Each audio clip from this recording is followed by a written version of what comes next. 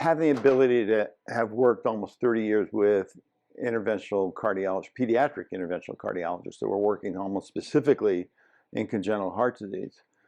That set of customers is faced with some unique challenges, not just because of the patients, but also because they're dealing with a lot of the devices that they use they haven't been specifically approved.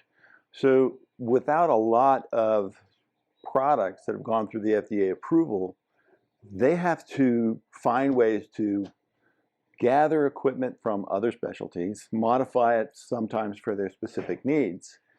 And so the pediatric interventional cardiologists have been just this uniquely innovative group that I've had a great pleasure to work with.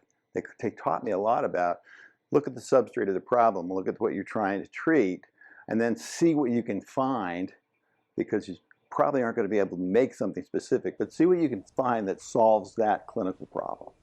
So we had a kind of a unique opportunity. We've got this device we're trying to work on with some physicians from the Mayo Clinic, and this type of a product hasn't been made before. There's things similar to it, but they're trying to solve a specific problem that some of the currently approved devices just don't address. So we made our first round of prototypes for them to their specifications, to their design inputs, just like we've always talked about. But then we had an opportunity to go to their animal testing facility, and I was invited, and I brought a couple of engineers with us, the people that have been involved in making those prototypes.